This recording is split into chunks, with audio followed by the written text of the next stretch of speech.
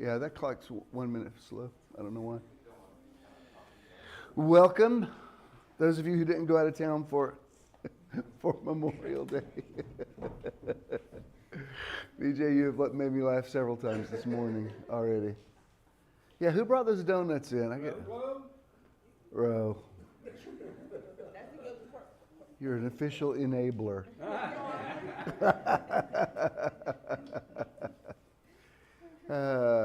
Those of you who are logging on, welcome. Glad that you're here. Glad Ernie and Avery are back with. It was one of their grandchildren's graduation and another one's birthday today. But I've been they have two sons, and their son they don't post pictures of their kids on social media. So Avery's always talking about her grandkids, and I said, I have no evidence that. I dedicated one of them, I remember, but I said I have no evidence these people exist. If you say you have grandchildren, I don't know. So they show me pictures of these people. I'm like, these are nice-looking people, but I don't know that these are your grandkids. So they finally came up with some pictures with them. I was like, okay. Of course, that could have been AI. It could have been doctored. I don't know, but.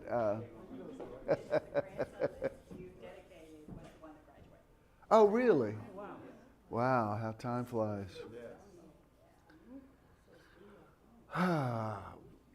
Let's think about what we're grateful for this morning. My heart's very full today. I'm so glad for so many things, and all of you in here today are certainly on my gratitude list. Those of you at home, think about what you're grateful for. Gratitude's very powerful. Remember that time we were on St. Simon's, and in the midst of people speaking out their gratitude is when that big double rainbow appeared, and I don't think that was accidental. So I'm grateful for you. I'm grateful for this place. I'm grateful. I had a great trip this week. I'm grateful to be back. I'm grateful for Ken. I came back. Ken he just took it on himself to do decorating up. Because upstairs is kind of our apartment right now. It all looked good. It all looked good. I was like, who are you? That's my area. But it was all good. I kept seeing things he did, and I didn't see it all at once. Like, oh my God, you did that too. Oh, you fixed that. So I'm grateful for that. Huh? Because I will say this morning, and I was happy it was me him this time and not me. On the way over here, I stopped and got some gum, and it was I'm telling it, I don't care what you say. Whatever kind it was. I was driving, and he could not get the thing open. It took him so long. I finally pulled over. I said, my God, what is the deal? And he said, it's defective. And I said, no. I said, it flips like this. He said, oh, it opens from the bottom. I said, yeah. I was just glad it wasn't me, because it's usually me that breaks something trying to fix it. And he goes, no, you do it like this. So today. So I'm grateful that the universe evened the score today. I'm grateful to be alive. What are y'all grateful for? Somebody tell me, what are y'all grateful for? All those things? I'm just grateful for Alan's progress, the stuff he's doing. Like, he got up this morning and went to the store. Him and my goddaughter, they went to the store, and he's making lasagna. He's doing all kinds of stuff. He's making a pizza. So a year ago, when this man could even barely get up by himself and do anything, I was just grateful. That's awesome. And he's still he's still there and doing the dialysis, but right. He's 100% different from me. That's awesome. Well, when you've had a health challenge, you notice little incremental things that other people wouldn't notice. That's why ever since his issues last summer, I always think of every milestone, like, oh, this is the first time we walked on a beach, because you don't take those things for granted. What, was my mic not on earlier? I just realized I'm just hearing myself now. Somebody else, what are y'all grateful for? Or have I named everything? I'm grateful for health. I'm grateful. I was over here and my husband talked to his mother. We started bike riding. Oh, yeah? And, I've always, bike ridden a lot, and I can out bike ride Joe. Come on, Jesus. I heard him talking, I was like,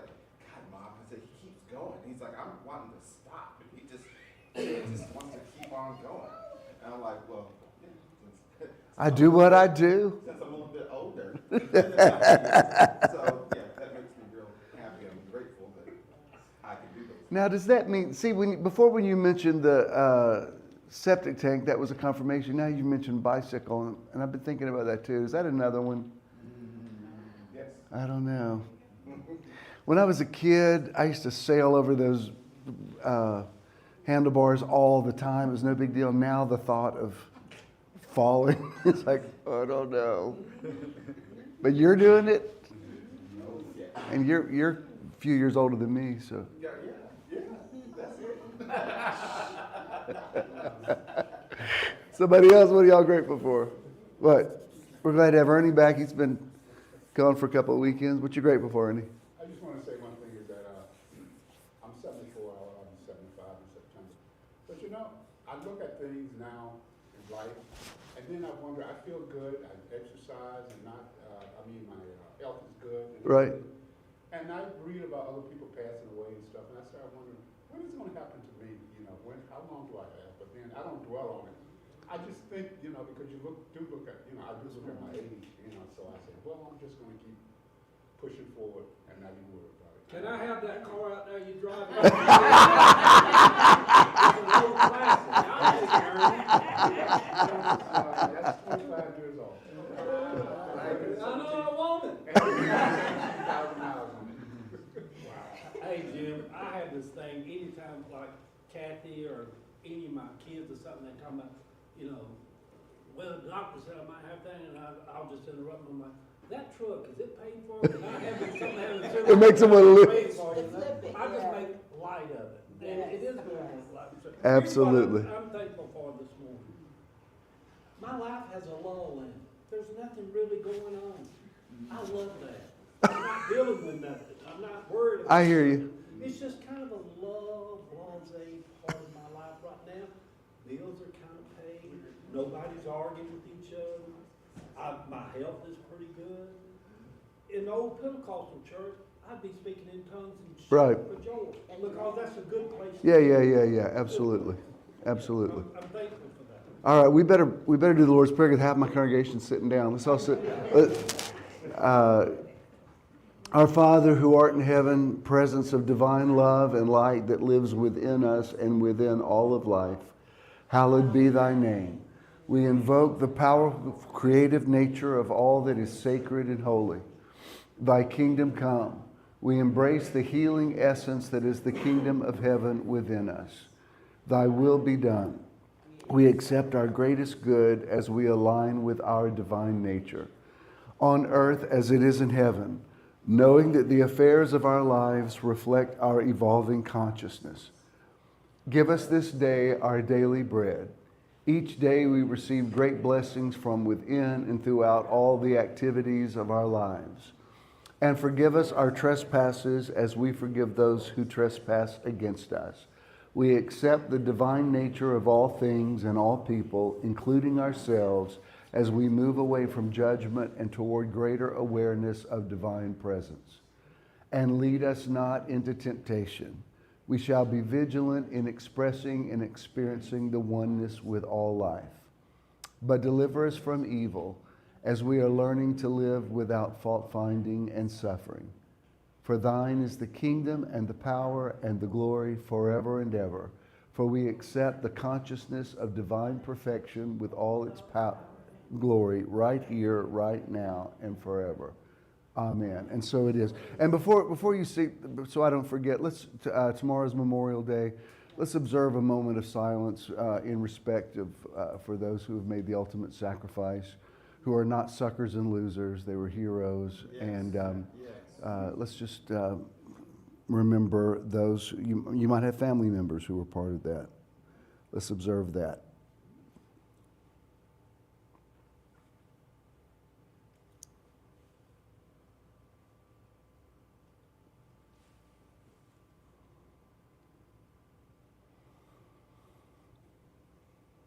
Amen. God bless America. Tell somebody you're glad you're sitting next to them, and then you may be seated.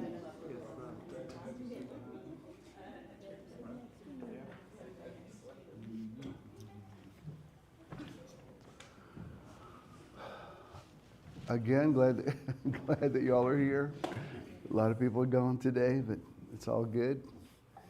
I think everybody knows I just got back a few hours ago from Santa Fe. I did not realize till this trip, Santa Fe is the third highest elevation city in America. I didn't know, it doesn't feel like you're high. It's higher than Denver. It's the highest elevation capital city in America. I didn't have any idea because I've driven there before and it doesn't feel like you're ascending. But if you're not used to the altitude, it does affect you. I mean, you feel it, but I was not aware of that. But I don't know, she's probably got some pictures. Oh, that was me leaving. What I did is I parked, because I went by the day before because I wanted to make sure there was not that glitch with my name. And I did, I parked, come on in. Oh, look. I want that entire outfit. Too cool for school. He knew he was too. I saw the way he looked at me. He's like, you knew it. That looks good. Didn't know about the parking price raise? 1 hour is $20. Yes. Wow. Yeah. American? No, yeah. I couldn't believe it. I could not believe it. So my city home, my loft, it's like 2 blocks from a MARTA station. So I left my car there, and I was walking. What, do you have the whole thing in sequence, Michelle? Oh, no, I don't have. Oh, okay. I thought, because that's the first thing I had in the album. I didn't know if you had the whole thing. So Sophia graduated, and yeah. That's Olivia. And she's about to be accepted to this like real prestigious art school, and she's doing incredible. And there's Clementine, and that was about an hour before the ceremony. And Clementine was showing me all of her animals. And if you don't pay attention, she starts over, and so you have to really pay attention to all of them. There's a boy, he's my grand dog. And there we are. There's Dyson. He was there, and that's his wife, and that's Jared and Christina's sister, Haley. She lives in Colorado. I drove down, and that's Dyson's stepdaughter's over there, and there's Christina. That was right afterwards. It was a beautiful day. There we were, all sitting there in the stadium. Santa Fe High School's. It's like, and some of y'all met Scott when he was here, and that there's Jared was there, and there's Haley's his little sister, and there's the program, and there's her name, and there they are filing in. That was right afterwards, and we went to a place to eat afterwards. It was really cool, and there's that. There's her mom and dad together, and that was all good. It's everybody together. And then we went to lunch. It was really cool how the lights coming in and hitting her. And it was even, somebody pointed out it was hitting me too. I was like, what? And obviously I'm proud of her. And then the next night, that's Christina's store. And so that was the card gift from Ken and me. So we did a little party for her there, and that was cool. And there's it was really, I did a little montage of over the years and where she is now. And that was after the party. And that was me headed back. And it was great, great flights both ways. And I tell you what, if you can afford, if you have time, going super early to the airport is such a luxury. It's like my favorite thing now. Even if I have lunch at the airport or get a glass of wine or so, just the ability to walk through in case there's some unforeseen thing, and to not freak out. I mean, I was nearly 2 hours early yesterday, and I didn't care. It was great. I was talking to the bartender, and she's asking me, "Do y'all have fireflies in Georgia?" I said, "Yeah, we do. So we don't have them here." And I was just I thought, man, that frantic drive from hell when you're on the expressway and you're like, oh my God, if we don't make it, it ain't worth it, Miss Seeley. I'm telling you. And so both trips I went early, and I thoroughly enjoyed it. And when you're not sending out a frantic vibe, like through both airports, people would stop me and compliment me on things, and people were giving me free upgrades to stuff and coming to talk to me. And I thought, I must be sending out like a really chill vibe, or I've gotten handsomer. I don't know what it is, because I'm like, I mean, it was like people had staged it. It like somebody said, oh, I like those shorts. Oh, I like your shirt. I like your hat. I like your cologne. I'm like, does anybody else like anything else? Let's keep it coming, people. And it was, huh? Now, I didn't want to say nothing, okay? that still cracks me up. That woman was so embarrassed. She didn't realize she said it out loud. And she said, oh, that was funny. Thanks for reminding me. Look, as you get older, you take what you can get. But so anyway, I'm super grateful for that. Our outreach, thanks, Michelle, for that. Our outreach this month is One EMS Unified. We're glad to have supported them this month. And then remember, we've got Meditation Weekend number 26 coming up August 2nd and 3rd back on St. Simon's Island. So looking forward to that. I think that's everything. Let's do a quick little meditation before I get into the Word. So I'm feeling this Word really strong today. I posted yesterday that I always feel like the last installment on a series is usually the best. I don't know why, it just is, and so I'm expecting today to be that. But let's get prepared for it if we can, please. Just bring the lights down and get relaxed, both feet on the floor. Empty your lap, get your hands relaxed, whatever feels right to you, and then we'll play some music. And we're just going to do some breath work. We're going to inhale, hold it, and then exhale. In through the nose, hold it, out through the mouth. Inhale, exhale. Let your thoughts relax. Let your body relax. Become present. You're here right now, so whatever happened yesterday or whatever's going to happen tomorrow, let those things just disappear and come into the present, come into the now. Give me a little more music. Inhale.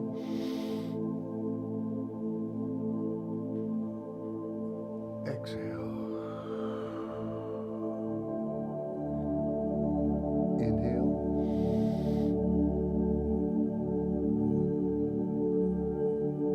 Exhale. In.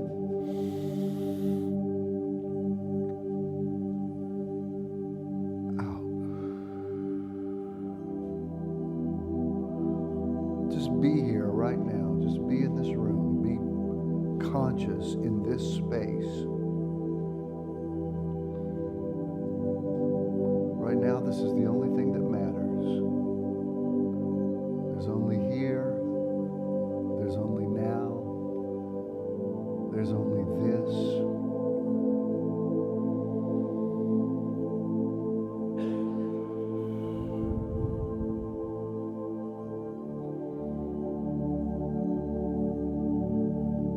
Just be consistent in your breathing.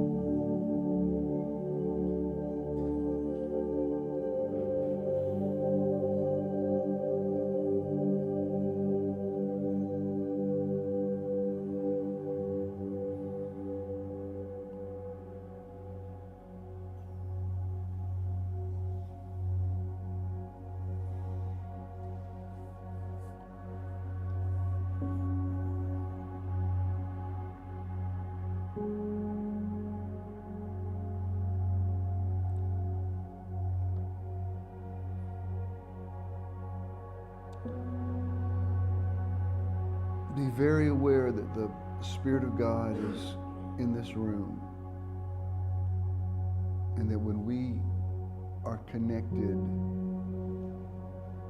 there's a higher level of revelation. Where two or more are gathered together, God is there. Just breathe in the Spirit of God. Let the life of God permeate every cell of your body.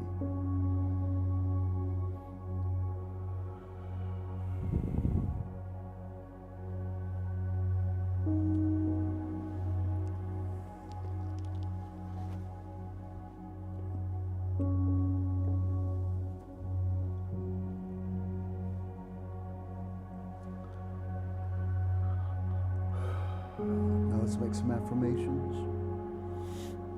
I am well. I am wellness.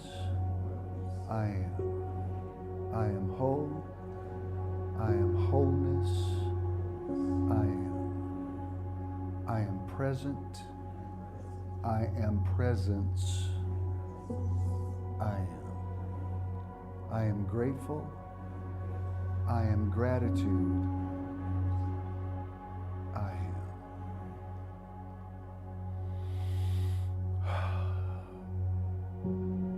This is a beautiful, holy, sacred moment. Take it in, connect with it.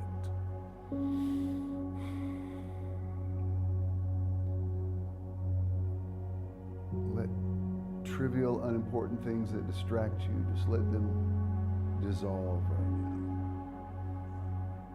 And emerge as the I am that is you.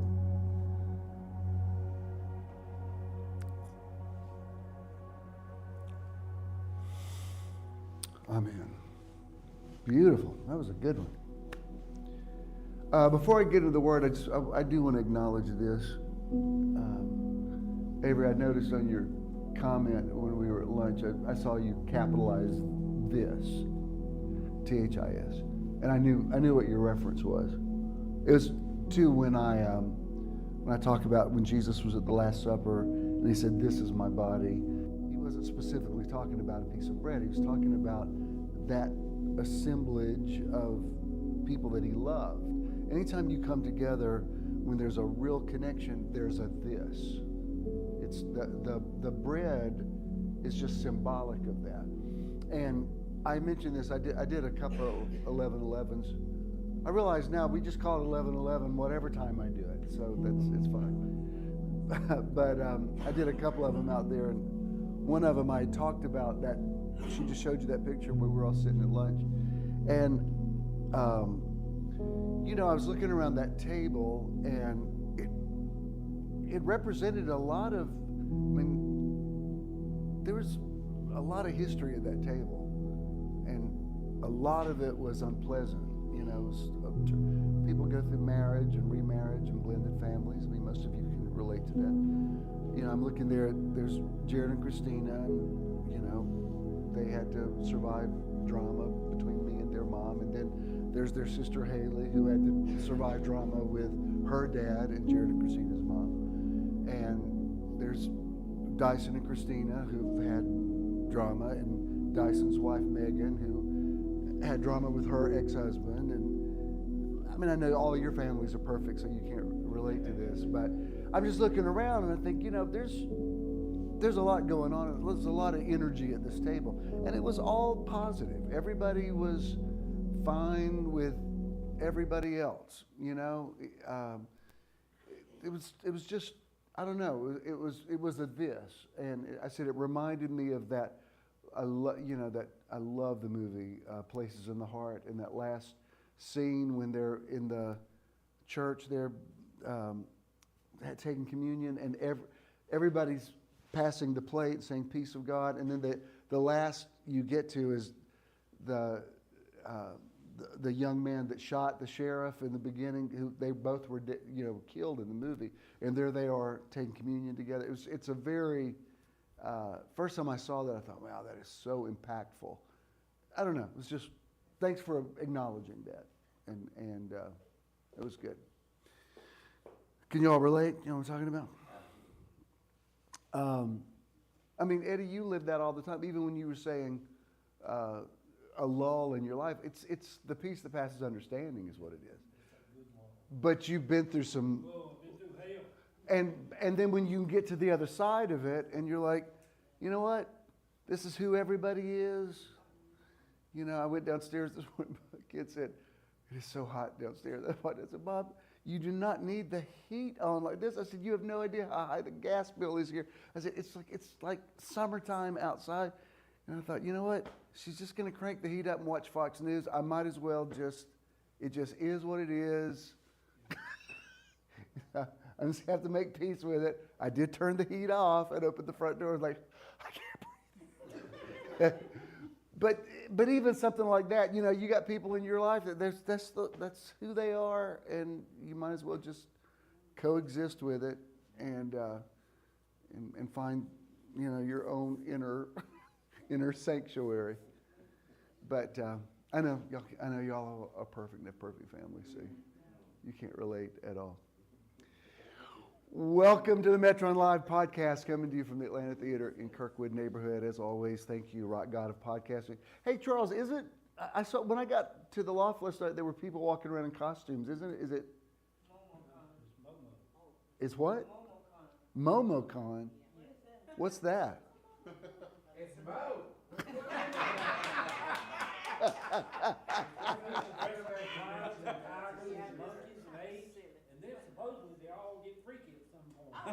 Well, there were people. I thought, why are all these people in costumes? Because is it Dragon Con? How many cons are there? Anyway, a lot. I'm sure I've told you this before. I'm about to teach. 2 or 3 years ago, I think it was. What's the biggest one? Is it Dragon Con's the biggest one? Yeah. Or Comic Con? What's the one where they're mostly superheroes? This was one. I forgot it was going on, and I thought, I need to go to the drugstore. I thought, I'm just going to walk up to that CVS on Peachtree. And it was like Mardi Gras out. You know, I was trying to wade through the crowd getting up there. And, you know, it was like Supermans and Batmans and Wonder Women everywhere. And all of a sudden, this one guy runs by. He ran by me so fast, he nearly knocked me down. And I said, "What the heck?" And somebody said, "He's the Flash." I said, "Oh, he's in character." Like, well, okay, bravo to your commitment to the. And I'm going to go back home now. As I was saying, welcome to the podcast, and I speak into this atmosphere, and I say, "Let there be light." Our title for this series this month. Oh, that's cool. That's the way my hair looked this morning when I got it.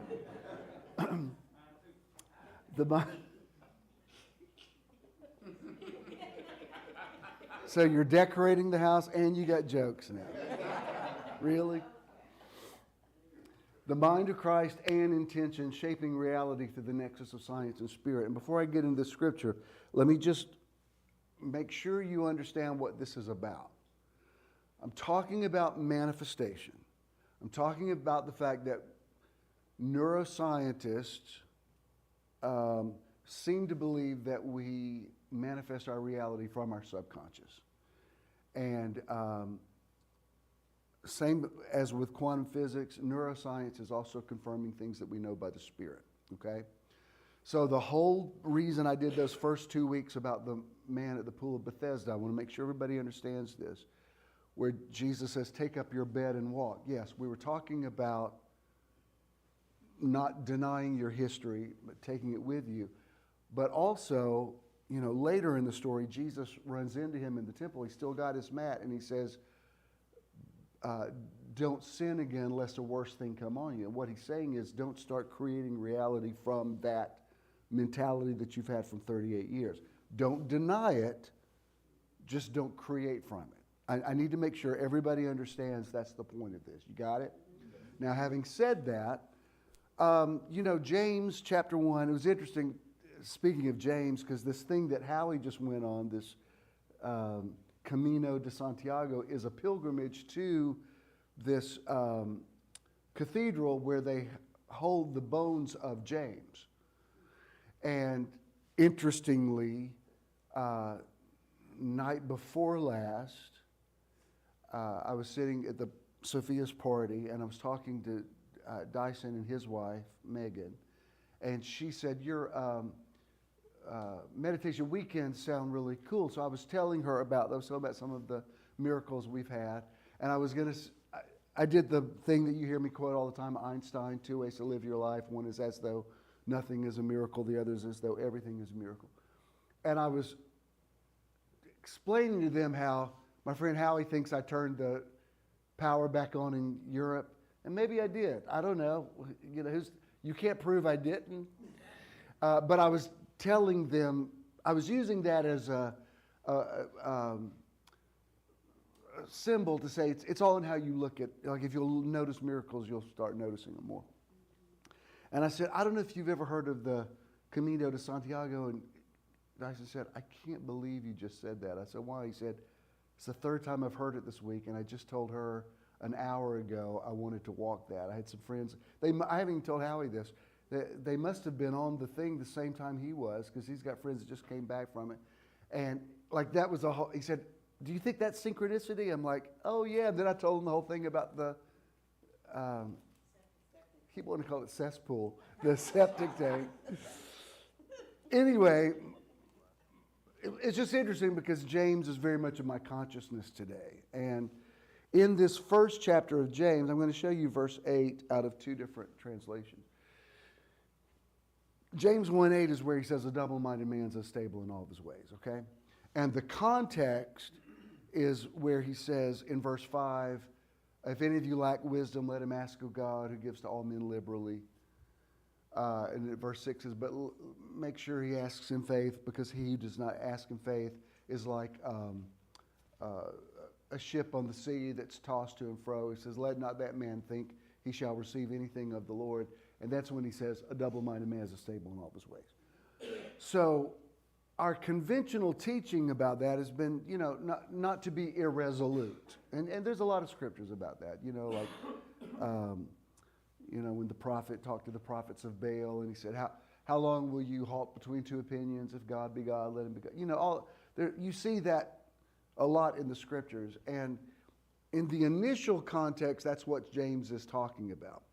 But what's interesting is when you get into the Greek, the word is not mind. The word is soul. It actually says a man, and it's a men, because the Bible was written by men to men. But he basically says a man of 2 souls, which is it confirms something that I have believed for years, that the true definition of double-mindedness is when your mind and your subconscious are saying 2 different things. So what I hope will be accomplished from this series, because a series has a life of its own, this will live on. You know, people will continue to watch this on YouTube, and, you know, 5 years from now, somebody will be watching this, and it'll be like, if you're watching this in the year 2030, this is a message for you that's been saved for 5 years. So it's a now word. To us, it's 2025, but when you're hearing it right now, and I'll still be alive then, so when you get that confirmation, contact me and let me know that it was a confirmation. But here's what he says in James 1:8 in the concordant literal version. It says, a man double-souled, comma, turbulent in all his ways. And here's what it says in the Jonathan Mitchell New Testament. A 2-souled or divided-willed or emotionally split adult male is unstable, unfixed, inconstant, turbulent in all his ways. You could say, you know, I don't have a subconscious. Yeah, you do.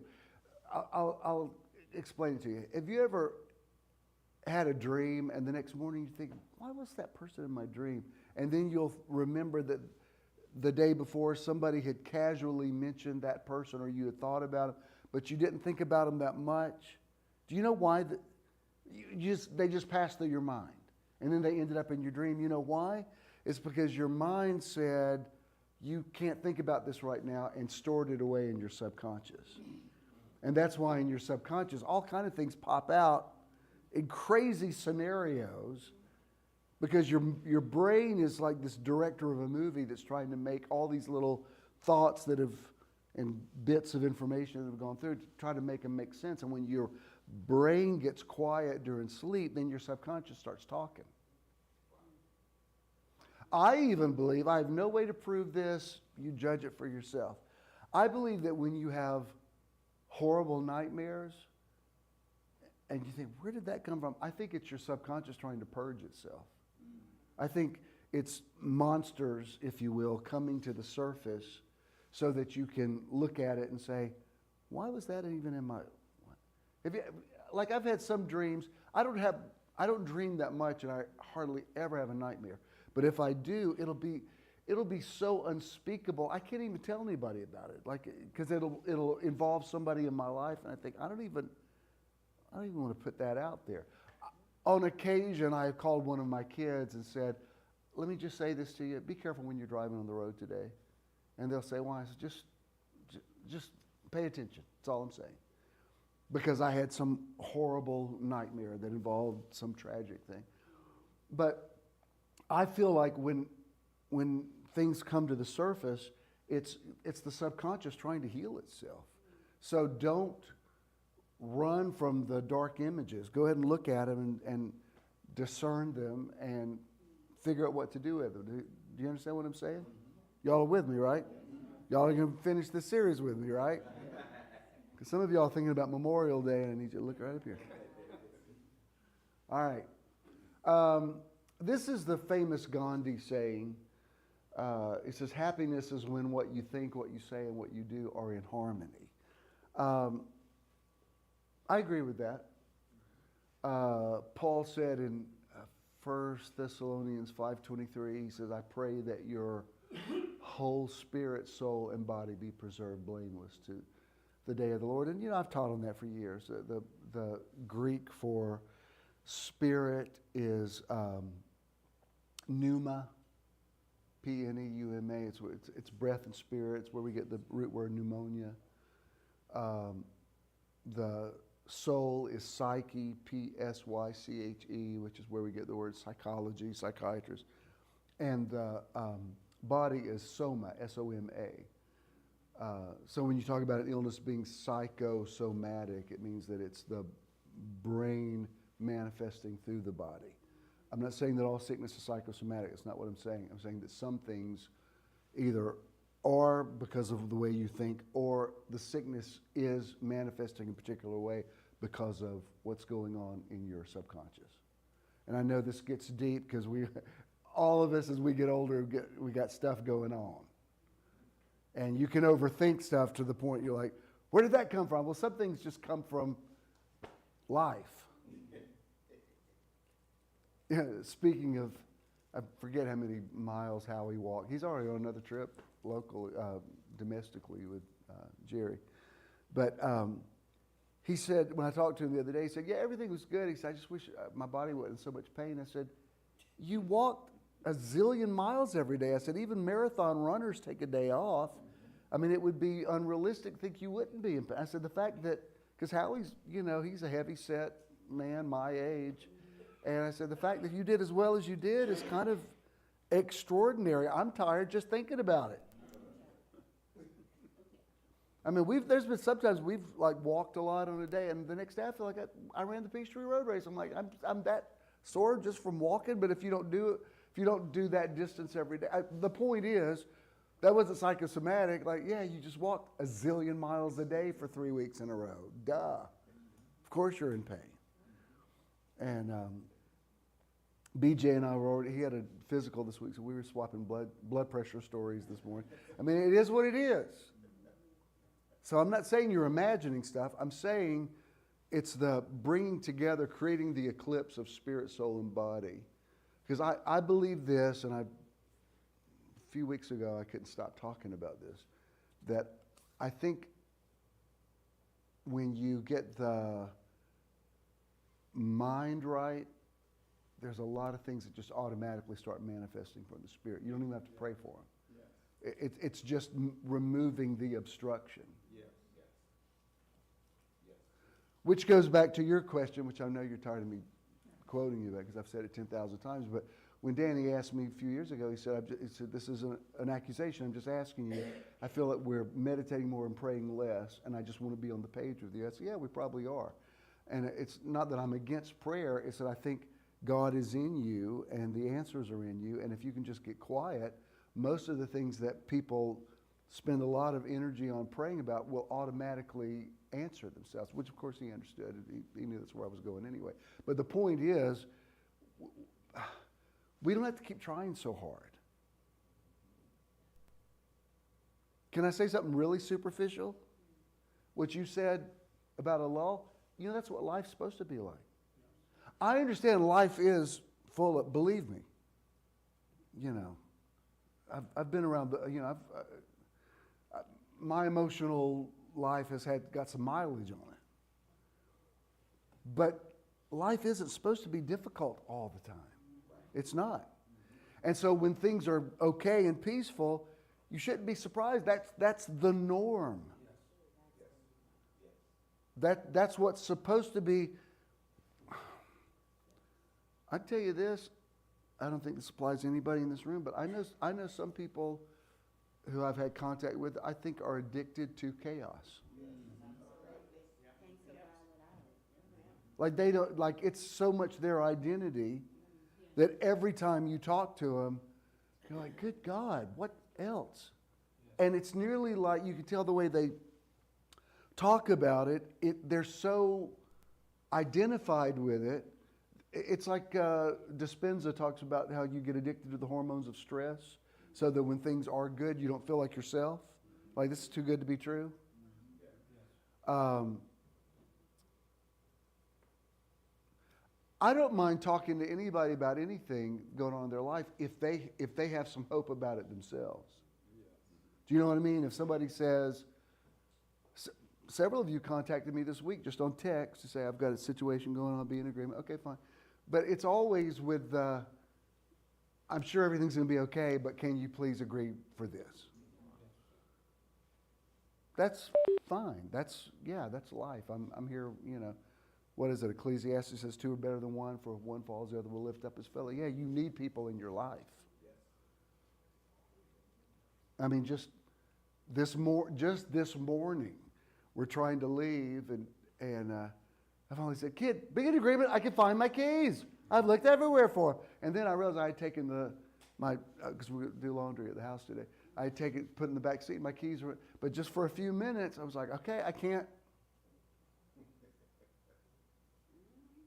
do this. I've looked everywhere I could possibly think. I got to have keys. Because I've had some drama before. You remember, Ernie had to come, one day had to drive all the way from Conyers to come pick me up, take me to church of the now. I said, I cannot find my keys. Later that day, they were in a laundry basket, but I dropped them in. It doesn't sound like that big a deal, but when there's a couple thousand people sitting waiting for you to show up, and you're like, I can't find my keys, I can't show up. You know how that is when you have that little self-hatred thing, like, you dummy, you're a grown man. Have you ever had those thoughts? You're like, why did you just put them in the same place every time? If you just did that, and you're like, that's when you become two people, like, shut up, other person. I hate you. You're not the boss of me. Yeah, well, you should be. You make it hard on yourself. You're carelessness is you're the reason for your stress. I bet you learned to put them in the same place. Girl, what you talking about? Right back in that same place, because I'll never find them if I don't do that. I have put stuff somewhere and actually said to myself, you're not going to remember you put this here. Just so you know. And sometime later, I'm like, well, I was right. I did a good job hiding it from myself, because for the life of me, I cannot find it. Let me show you this next thing. Now let me tell you about the scripture. This is Galatians chapter 5. Galatians 5 is where Paul talks all about the fruit of the Spirit and all that kind of stuff. But in this little passage, verse 16 through 18, in the King James Version, it says this phrase. It says, the Spirit lusteth against the flesh. and the flesh lusteth against the spirit. Because he's talking about, in Paul's terminology, there's a spiritual you and a carnal you, and he's saying that these two yous are like diametrically opposed to one another. You know, I'm loath to mention Gone with the Wind because I know it's problematic, but let me just from a literary standpoint, that when Margaret Mitchell wrote that, this was her point of, in her mind, the thing wasn't about slavery. It was about the two characters. She wrote Scarlett O'Hara and Melanie were both extremes.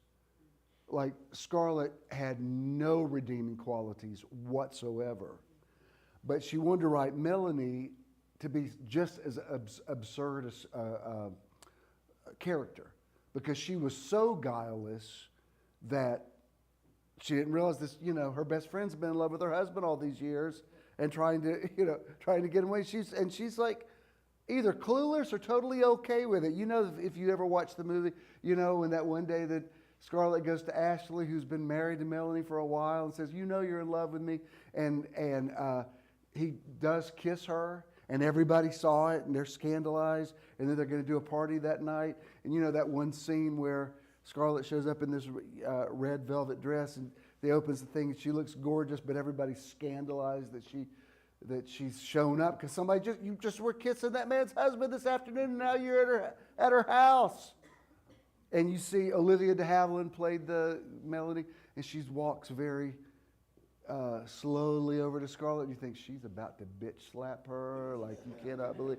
And she walks to her and she embraces her and said, "Everybody look, our darling Charlotte is here." And you're like, "Girl, she's in love with your husband. You need to snatch her up." And it nearly makes her look absurd. And it's kind of, I know this is an abstract analogy I'm using, but please try to stay with me. The spirit and the soul are like, these two parts of you are diametrically opposed. Now, I'm going to help you rethink that today, but let me show you what this passage says in the Message Bible, because I think when, I can't think of his name that wrote the Message, I think he really tapped into the essence of this more than other translators.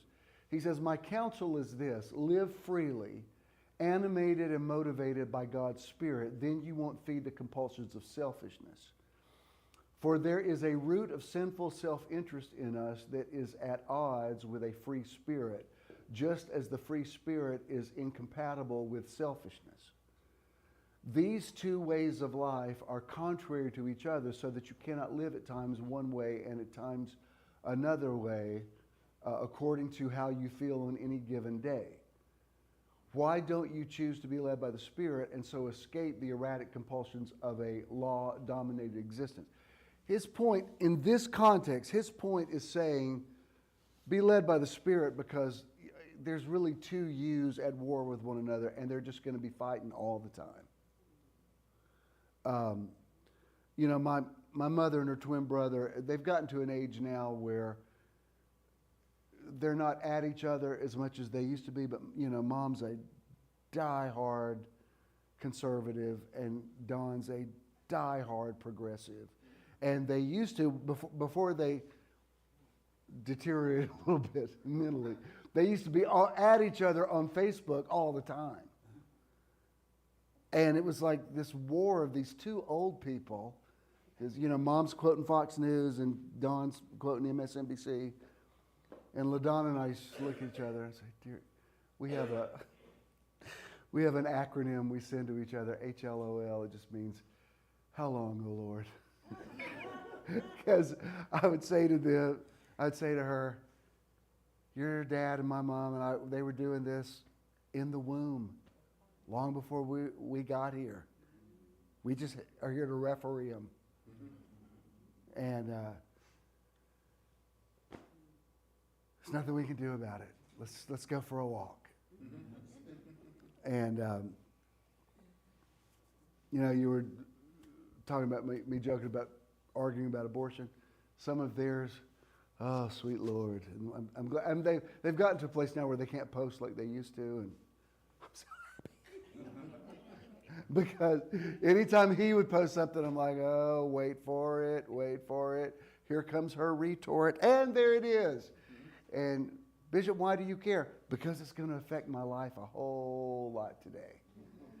And the two of them, they're never going to resolve that. On the day they go to the other side, there'll be one last, that's just their dynamic. And I don't have siblings, so I don't know if that's normal.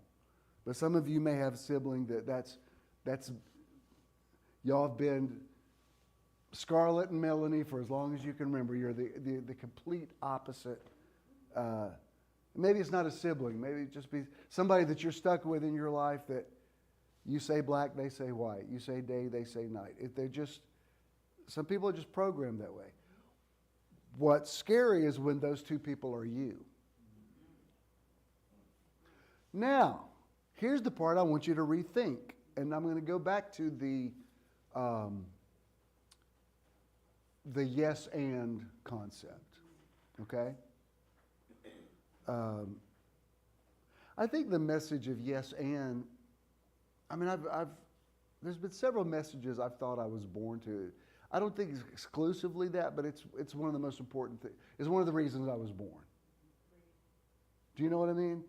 Because yes and as opposed to either or changes everything. It's hard to make this analogy now because things are kind of different in our country right now. But in a perfect world, the point of a two-party system is checks and balances. If you don't have the balance of conservatism, then you run the risk of the entire country becoming a welfare state and, money not going to the military. I'm speaking in an extreme sense, but you know how it is. Can I just get really real with you? I love gay people. I don't love being around a whole bunch of gay people. Well, that's what I mean. If you're used to a multicultural world, you just feel more comfortable. And you're aware that racism and homophobia and all those things exist. It's just, I can't speak for the black community, but I can tell you if I'm around too many white, like a sea of white faces, I even start getting uncomfortable. There's a part of me that thinks, are we at a Nazi rally? Like, what's going on? And I love white people. My mother's white. But,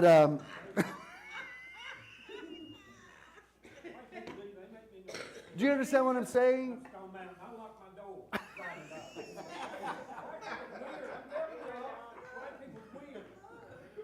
And like I said, I love gay people and, I support the community.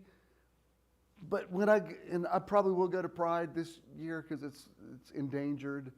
But after I've been there for a little while, I'm ready to okay, I get it. I'm power to I rebuke the false prophet. No, we're not going to hell. Go feed a homeless person.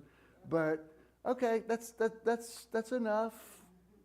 Do you understand? Yes. Don't you love your family and you can't wait for that family reunion and then you can't wait for it to be over with? It's just oh yeah, it was sweet and I love them, but okay, bye-bye. What was my point in saying that? Oh, I was talking about the contrast. I look at things from a spiritual standpoint. I also have to look at things from a practical standpoint. I remember there was a time in the height of the charismatic movement where people were so into being led by the Spirit, you couldn't make plans with anybody.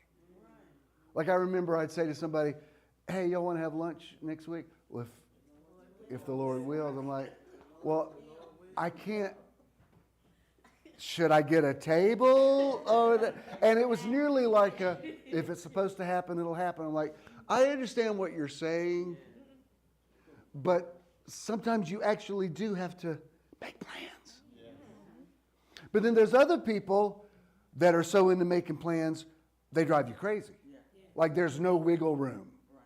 You know, you're on vacation and they're like, all right, the fun will begin at 0600 hours and go. Like, oh, that's like, I need a little wiggle room.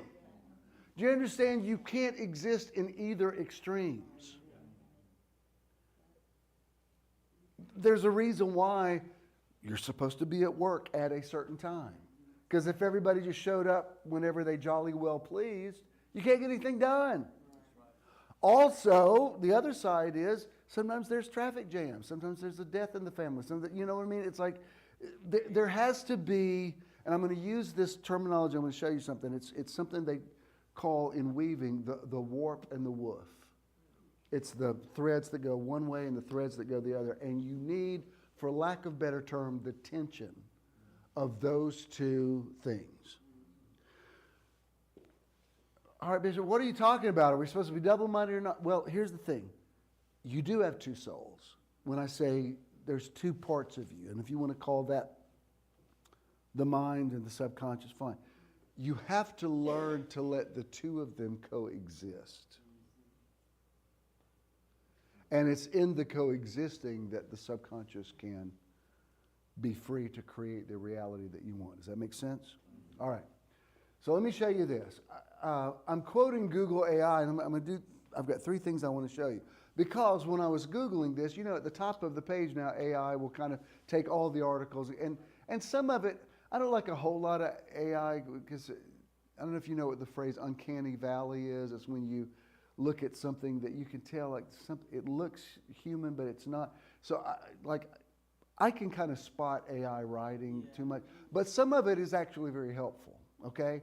And on these 3 things I'm going to show you, I feel like, oh, well, that says everything I wanted to say, so I'm quoting it. Here's the thing that I got yesterday. In weaving, warp refers to the lengthwise threads that are stretched vertically on a loom, while woof or weft refers to the crosswise threads that are woven over and under the warp. Together, these threads create the fabric. The term warp and woof is also used figuratively to describe the fundamental structure or foundation of something, like a society, a process, or a system. The warp threads are the vertical threads that are held taut on the loom. They run parallel to the length of the fabric. The woof or weft threads are the crosswise threads that are inserted into the warp. They are woven over and under the warp, creating the fabric's texture and structure. The expression warp and woof is also used to describe the essential foundation or base of a structure, organization, or system. For example, one might say that the Constitution and the Declaration of Independence are the warp and woof of the American nation. Let me humanize this for you. Somebody messaged me this week who I've known 40 years, and used to go to the church, go somewhere else now, it's fine. But, you know, when I first started Church of the Now, it was called Word of Faith Christian Center, and because I came out of the Word of Faith, and we were taught about, you have what you say, and real strong on Mark 11:23, and real strong on by stripes I'm healed, and real strong on faith is the evidence of things not seen. So this couple comes to make an appointment with me, and she says, and these are people that are still in my life, I'm good with, I've never had any negative thing with them at all. She had a lump in her breast, and she says, I've got to go see about it.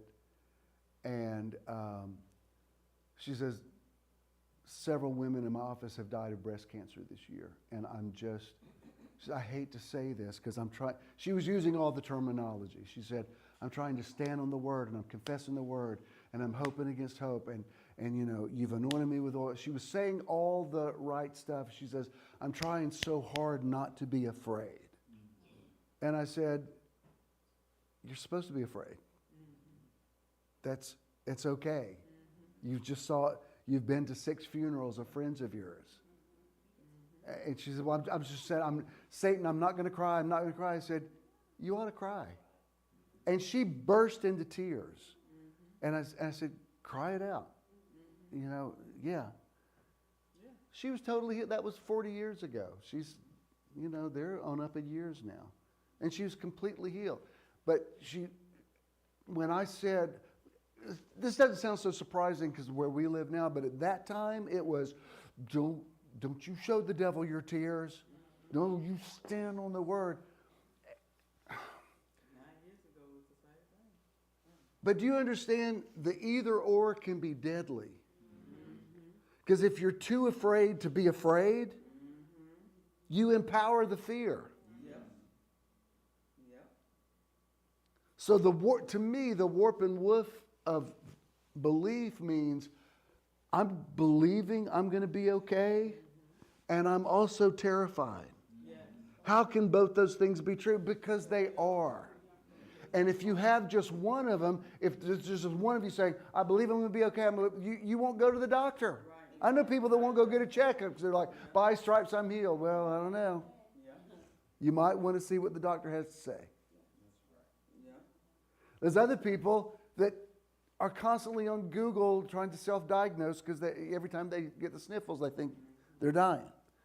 Both of those extremes, I think, are deadly. When I was recounting the story to Dyson and his wife, I told them the whole thing about when I got my stuff back off the river. I'm not going to say, I know you've heard it too many times. My point in telling them was, I said, here's the thing. I said, I completely let it go. I said, I'm going to be okay no matter what. Ken could tell you, he was there. And I said, when we got in the car to drive from Bryson City back to Blairsville, I said to him, to the three other people in the car, I said, I need to say this out loud. I'm leaving. My stuff's on the bottom of that river somewhere. The park ranger says, don't even think you'll get it back. People lose stuff all the time. They never see it. Because when stuff goes under that white water, everything goes in, mostly disintegrates. I mean, when I said, do you think I could find my stuff? She actually laughed. She said, no, you're not. You lost stuff under that white water. You ain't you better go get it. So we had already decided. I said, you'll have to take tomorrow off because I got to start the whole process. I've got to go get a driver's license. I got to cancel credit cards. I mean, I lost everything in that river. I don't have a phone. I don't have a watch. I have no ID. And I said,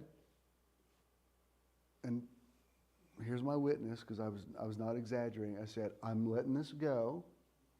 It's totally fine, and we'll start the process of getting everything back.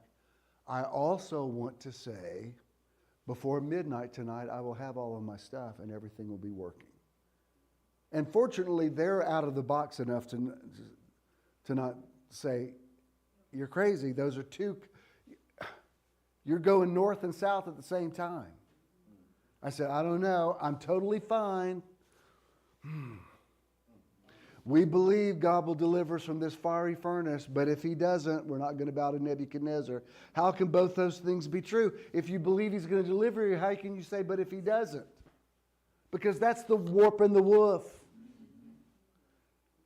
That's bringing the conscious and the subconscious together. Please hear this, so that the subconscious can create a good reality for you. Do you understand what I'm saying? Here's a little something. You need a little bit of fear. Yeah. Yeah. If you say, I don't want any fear at all, no fear at all, you're going to walk out in front of buses and say, I ain't afraid. Well, fine. Greyhound's going to run you down. I ain't afraid of snakes. Well, you should be afraid of some snakes. That's right. If it's a phobia that paralyzes you, that's not good. But if you're just walking to the snake pit going, la, la, la, one of them's going to bite you. That's nature. A little bit of fear is healthy. I've been saying this to you for years, but, when I get in the car and I put my new car,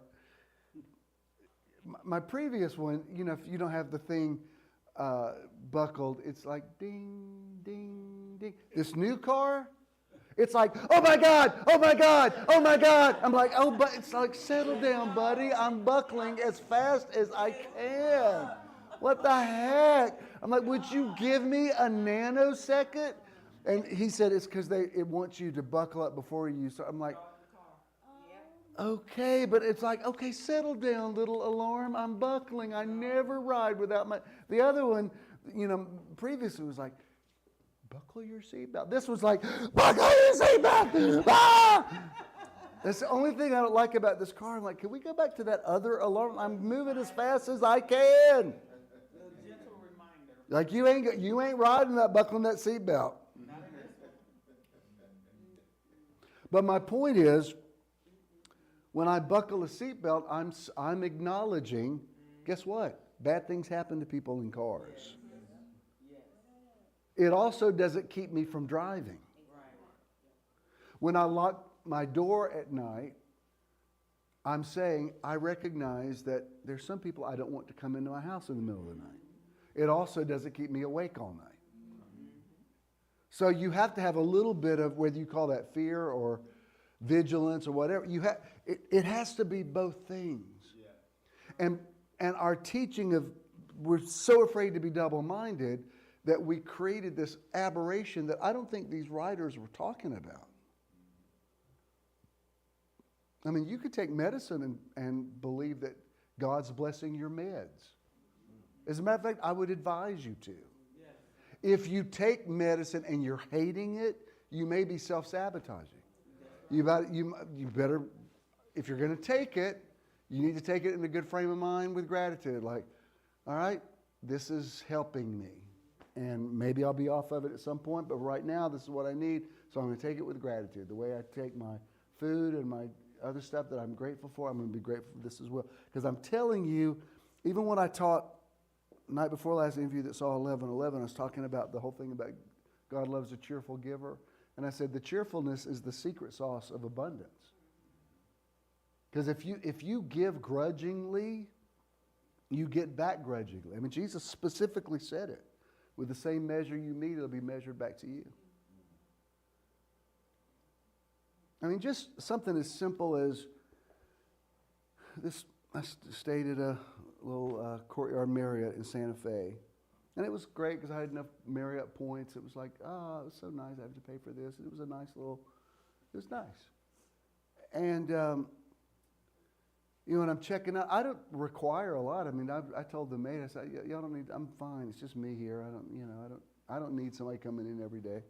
They came in anyway one day and it was fine. But just yesterday, I mean, I'm not a tightwad at all. But I do like having a little bit of cash on me. And I had $120 with me.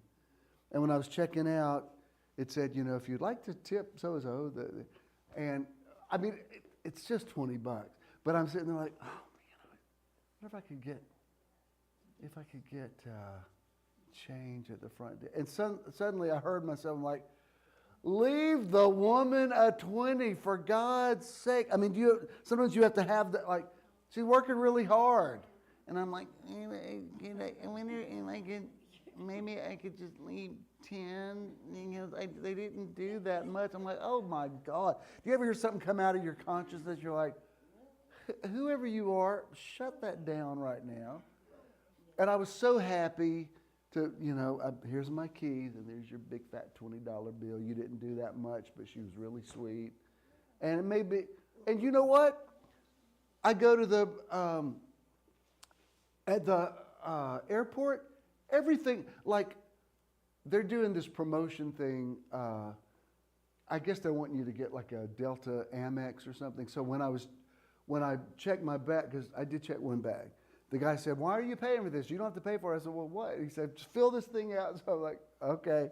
So I applied for the thing, and it says, it didn't accept it yet. He said, I don't care. I'm not going to charge you anyway. I said, okay. So on the way back, the woman did the same thing. I said, I already filled this out. She said, did it accept it? I said, I haven't heard back from him. She said, I just believe they're going to accept it. I'm not going to charge you for this bag. I was like, okay. Good. Although that's my new roost now. Even if they turn me down, I'll be like, I've applied. But everything was like that. And she said, by the way, it says you're in zone 6, but you ought to be in zone 5. I'm upgrading you. I'm like, is there a difference? She said, well, you'll get on. Okay, fine. And I said, she was like so helpful. Oh, even before that, I was doing the kiosk thing because I'd gotten there so early. I had plenty of time. Because sometimes those kiosk things, it takes me a minute, I don't want people behind me clearing their throat. I'm like, this takes me a little minute to do this. I need y'all to go to another kiosk.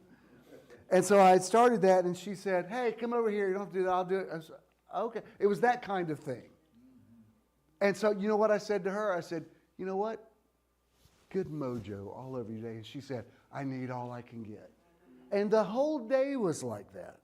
I mean, to when I got on the MARTA train, the whole day was like that. There's in the King James, it says, the liberal soul shall be made fat. And what it means is the person who is generous.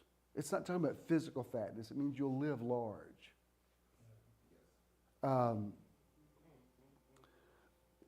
But I also know, this morning I was telling Mom how much the gas bill was in the house. Mom, cut those logs off. You know how much I'm saying? You got to have both. Yeah. Absolutely. I'm not a tightwad. I also know, man, that gas bill's high. How can both things be true? Because they are. Let me show you this next thing. Also from Google AI. This is about cognitive dissonance. The word dissonance means disharmony, okay? Cognitive dissonance is a state of mental discomfort experienced when an individual holds conflicting beliefs, values, or attitudes simultaneously. This discomfort motivates individuals to resolve the conflict by changing their beliefs, justifying their actions, or ignoring the conflicting information, according to the Decision Lab. That's a certain website. At its core, cognitive dissonance arises when two or more of an individual's thoughts or beliefs are inconsistent with each other. A classic example is someone who knows smoking is harmful to their health, which is a belief, but continues to smoke, which is an action. This creates a conflict that leads to discomfort. To reduce the discomfort, individuals may employ various strategies. They might start to believe that smoking is not as harmful as they previously thought, or that the benefits outweigh the risks. They might rationalize their smoking by saying it helps them manage stress. They might avoid thinking about the negative aspects of smoking or focus on the positive aspects. Cognitive dissonance can have a significant impact on an individual's behavior, decisions, and self-perception. It was interesting because the AI used this. I wasn't looking up smoking, but let me tell you this thing that happened. Jared started smoking when he was a teenager, and I've said so much about it over the years. To where finally I just thought, you know what, just be glad he's alive and shut up about the cigarettes. But on occasion, he said something about he didn't want to be around, this is a couple of years back. He didn't want to be around insecticides. And I said, well, Jared, nothing's more harmful than smoking. I mean, if you're smoking cigarette, why not breathe in some Raid? Which he was not amused by. And he had said one time, he said, quitting cigarettes is harder than stopping heroin. He said it's been so much a part of his, he doesn't smoke inside, but that's his way to relax.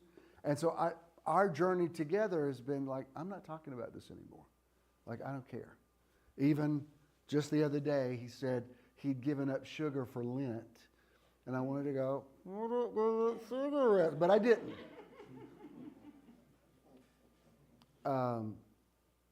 Even last year, he and I went to the Fox or something, and he said, I'm going to walk outside and smoke. Are you okay with that? I said, Jared, you're a grown man. I don't care. So, last week I took him to get his surgery done, and it's a huge success. I said, did it work? He said, I have no pain in either of my wrists, so he's really happy for that. But one night this week, he was in the car with me, and we were talking about airports, and he said, now that I don't smoke, I'm totally different about airports. I said, you don't smoke anymore? He said, Dad, I haven't had a cigarette in 7 months. He said, you haven't noticed you don't smell it on me? I said, well, the only time I've ever smelled it on you really is when you come to Metro and you go out in your truck and you you take a quick break, and when you come back in, I can smell it and taste it. But I said, I've just determined I'm not going to say it. He said, oh, yeah. I said, well, was it difficult? He said, no, not at all. I just laid it down. And I thought, maybe, it's not that I was just nagging him about it all the time, but he was aware that I am displeased by it. And somehow, and this may be a key to a lot of relationships, when you stop caring about what that person's doing, it somehow sets them free to stop doing it. And people don't even realize subconsciously they're rebelling against one another. When I finally just thought, just be glad he's in his right mind. He's been sober all these years. If he smokes, he smokes. So be it. He had smoked the better part of a year, and I didn't even know it. You know why I didn't know it? Because I didn't care anymore. I mean, I was to the point, it's like, I'm going to the store, you need cigs?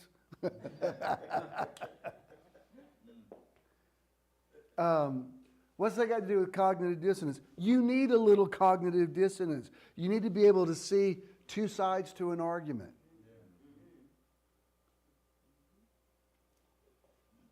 Look, as left-leaning as my politics are, there's some arguments that people bring up the other side. I'm like, touche. I mean, I get it. I'm not going to vote for your guy, but I understand. Yeah, I don't have an easy answer for that. Which is why I'm not in a cult for somebody.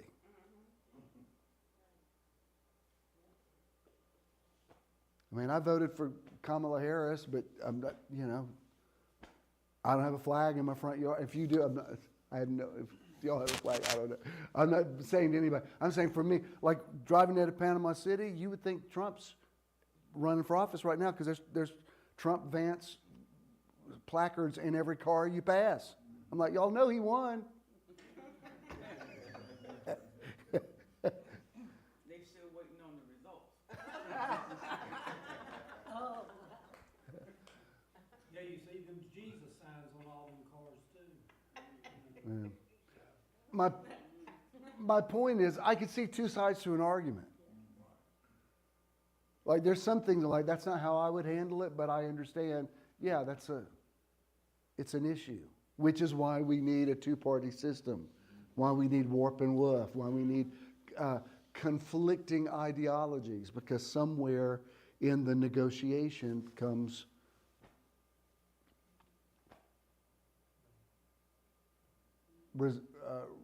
resolution to situations.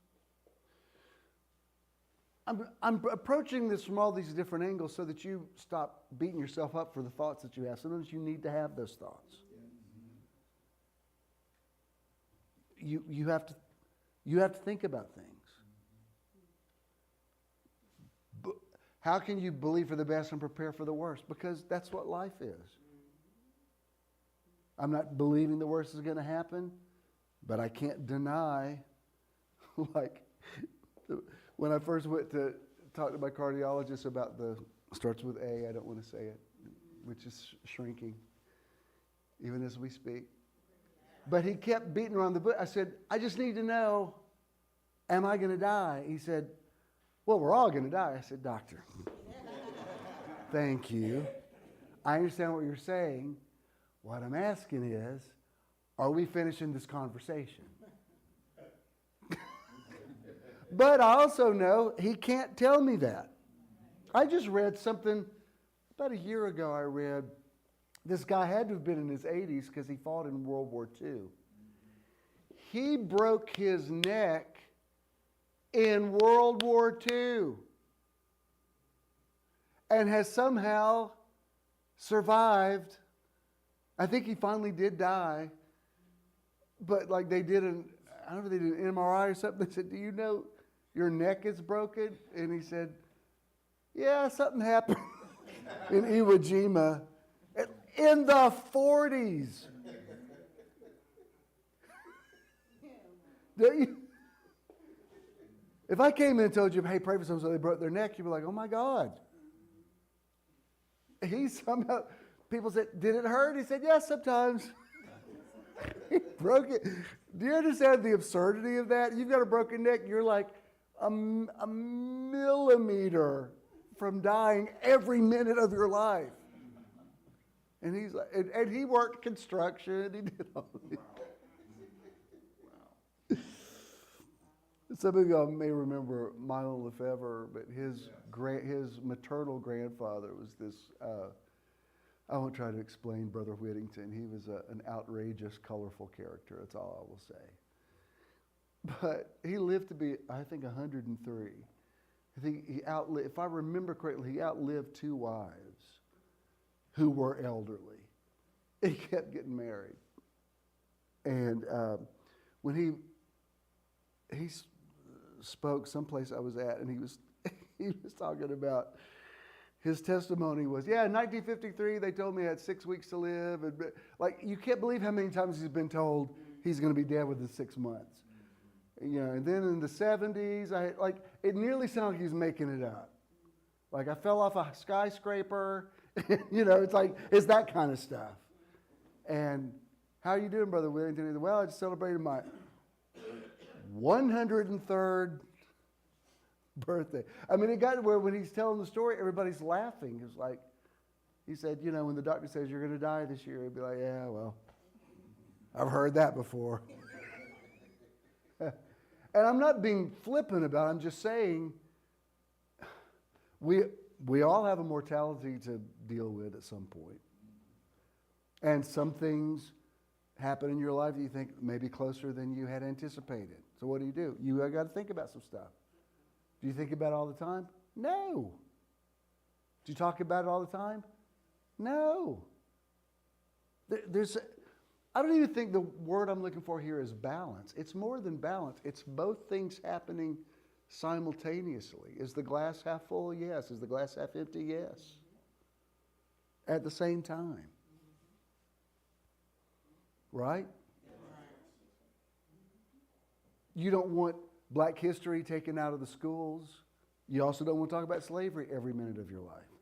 You want both things to be like, I want people to know what happened. I also have an identity beyond my ancestors. Both things are true. It's when somebody says you can't talk about it all, that's when it's no longer warp and woof. You have created imbalance. Y'all still with me? Yeah. A lot of people are pulling on me prophetically. Not all are here today, so that's why I'm a little bit. My distraction today is prophetic distraction. I'm feeling lots of people are in. Does that make sense? In the spirit, I've got several people saying, talk about this, talk about this, talk about this. That's why sometimes, I think when I was talking to you last week, I used the word filibuster. I said sometimes I just keep using words until I get the word. Y'all feel me? Yeah. You may think I'm not being prophetic today, but I am. And here's one more Google AI thing.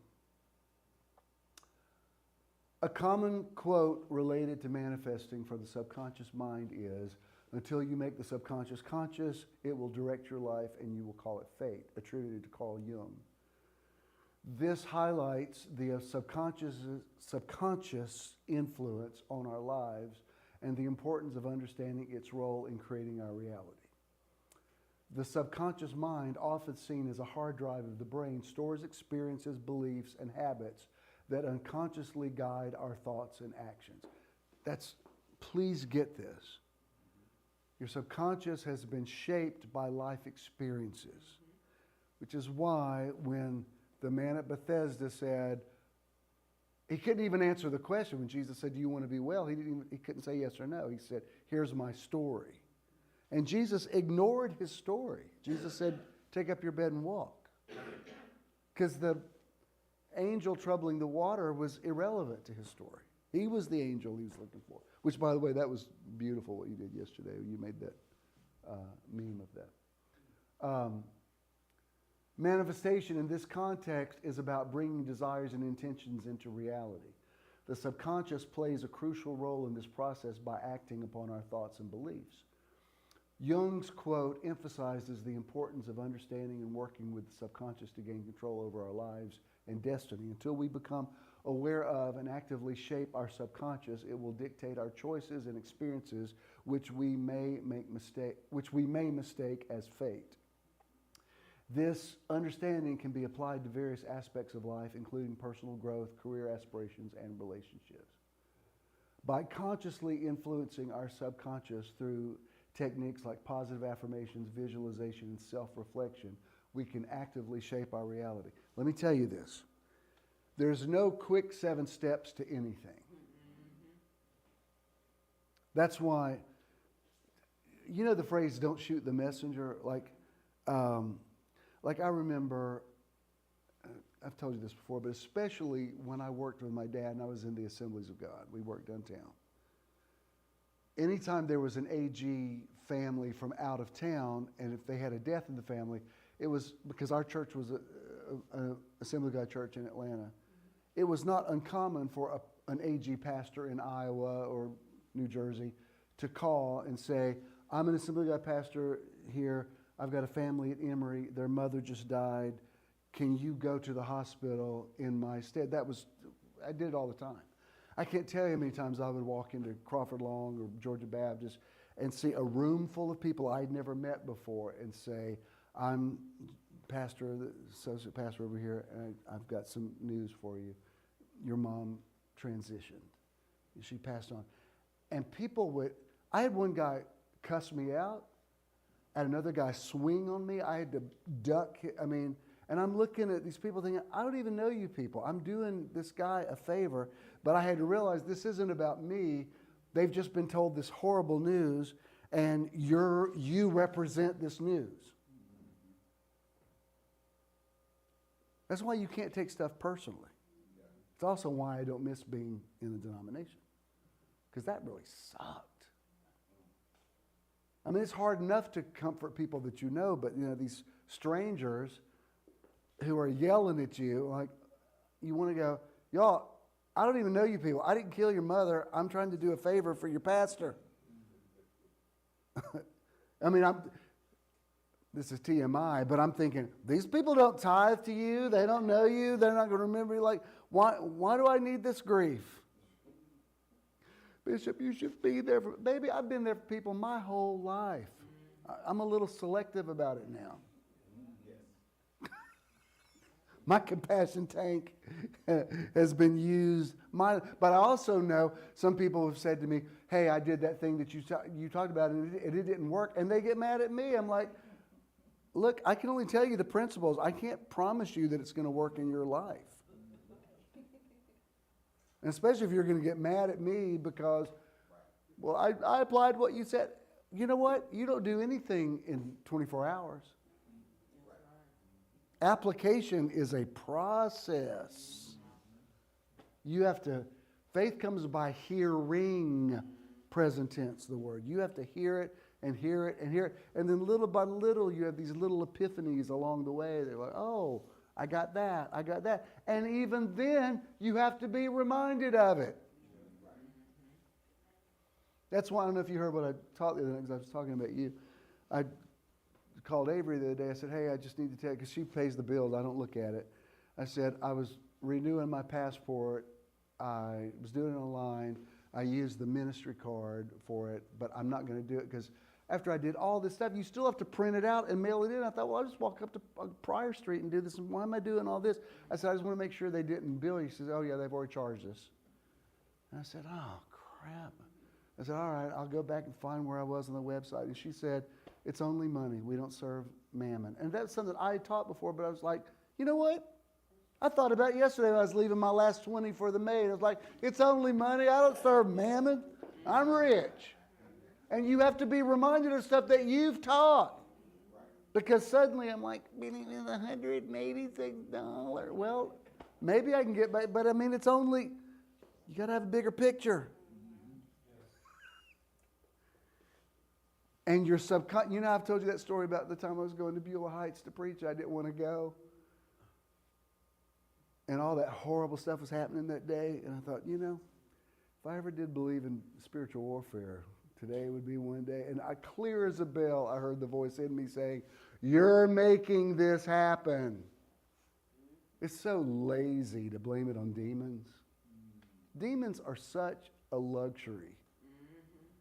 Because people can just do all kind of crazy stuff with their own creative ability and just blame it all on demons.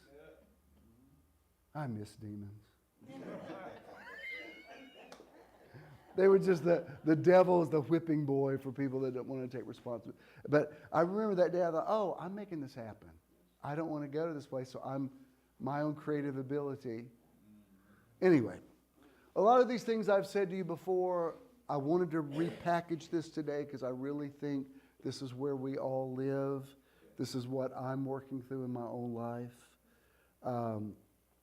Stop trying to not be something. Stop trying to not think about something. The thoughts that you have, even crazy, irrational thoughts, are normal. There's too much church stuff going on that makes normal things abnormal. Do you understand? There's something, the doctor gives you really bad news. You're supposed to have a reaction to that. Something's wrong with your mental faculties if you don't respond. I don't think you can move forward until you have that reaction. I agree. I think you have to feel it and process it and then say, all right, so what do we do? Well, what if it's a bad report? Well, that may be in the realm of possibility, so you'll have to get a plan for that. Sometimes if you think, oh no, I don't even want to think about that, well, you might need to think about it. It's okay. When you go ahead and think about it, then it's like it's not the scariest thing in the world. With all four of my children, I saw each of them nearly die of something, either through a car wreck or something. So I've seen what that would look like. That's what that would look like if you lost a child. And I had to look at it. What? At some point, no matter how horrible the news is you get, I know this from fact, you then learn to encourage yourself to get through it. And you can't do it through denial. When you deny something more and more, you're actually empowering it, Fred.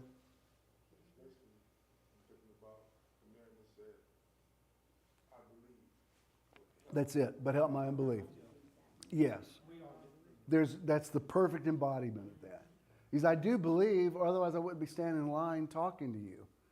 And that's where he got his manifestation. I'm going to end it right there because that's the perfect word. Let's all stand. Did you get anything out of this series?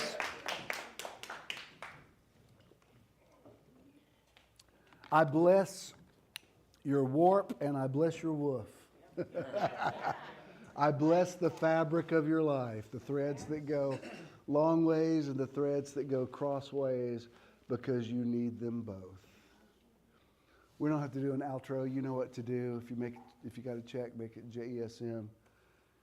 If you got cash, pay it forward. That's what I'm going to leave you with today. I bless your subconscious. I bless your natural mind. I bless your spiritual mind. And I call every part of you into harmony. That each part of you, each facet of you, says and does exactly what it is supposed to do. And I encourage you to believe, and also I help your unbelief. Go in peace. I love you. See you next week.